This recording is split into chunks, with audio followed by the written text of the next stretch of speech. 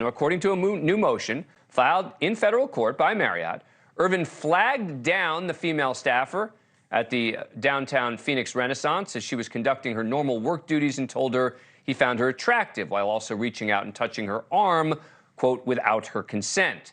The filing goes on to allege that Irvin asked in a very crude way if the employee had ever had sex with a black man. According to Marriott, the woman was taken aback by Irvin's comments, even responding that they were inappropriate and did not wish to discuss it further. But Irvin then, quote, attempted to grab the victim's hand again and said he was sorry if he brought up bad memories for her. The victim pulled her hand away and tried to back away from Irvin as he continued to move towards her. Marriott also alleges that as the encounter ended, Irvin stated that he would come back to find her sometime that week when she was working. Now, I'm in no way condoning this alleged behavior by Irvin. But a few important questions remain. Even if this version of events is true, one, why are we only hearing about it more than a month later? And only after Irvin filed a $100 million lawsuit against Marriott for defamation and tortious interference in a business relationship. And two, why not release the tape? Which, if Marriott is telling the truth, will only support its claims. If they're concerned about the identity of their employees, blur her on the tape. Now, for the record, this version of events from Marriott is in contrast to that of two eyewitnesses who originally, who say that who approached who is at issue. I spoke to one of those witnesses on Thursday night.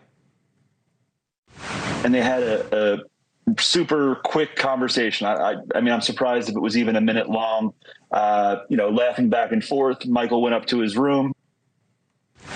And again, that witness said that he didn't approach her. Look, Irvin's team has responded to Marriott's version, calling total hogwash. They say recently created account goes against all the witnesses and Michael's own testimony as well as common sense. We'll release the video this week. There's no sexual assault. The fact that Marriott is taking the position that it is an insult to all of the true female victims out there. I wish the trial was tomorrow so Michael could clear his name and get the compensation he deserves for Marriott's reckless disregard for the truth. Irvin went so far as to say he'd accept responsibility if the tape showed that he did something wrong. If I did something wrong, I'll suffer the consequences of me doing something wrong. But if you did something wrong, you meaning them, then they should suffer the consequences. Look, regardless, we're talking about a brief encounter in a hotel lobby. So I'm trying to figure out what exactly warranted the NFL Network and ESPN to suspend him so quickly without any due process. The punishment just does not seem to fit even the alleged crime.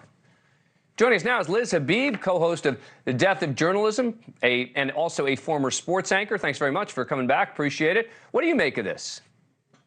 Well, when I first heard about it, when he got suspended from the Super Bowl, I thought, what on earth did he do? What was this exactly? Was this some alleged bad behavior and someone was uncomfortable? Because, Dan, if I had $1 for every time a man said something inappropriate to me when I was working in the sports world, be that a CEO, a GM, a coach, a player, I mean, Dan, come on, I wouldn't even need a job. I would just be uncomfortable all the time.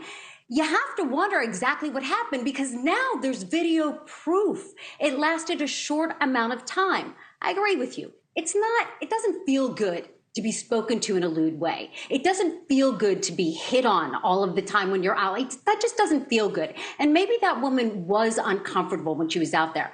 But was she enough of a victim that he should lose his entire job and have his entire career smeared over what happened? I'm not so sure. And if a woman wants to claim she's a victim, and Dan, this is a hard truth for women, and some women think I should lose my girl card because of this, and I'm still going to say this. If you want to accuse somebody of something, you have to be willing to come forward. When you are a victim, you have to be willing to come forward and show the proof of how you are a victim. Men can't just be accused of something and then be fired and then move on. This is a world where we have a judicial system for a reason. Liz Habib, I'm sorry we're out of time. Thank you so much for coming on. Dan's good start. Thank you for watching.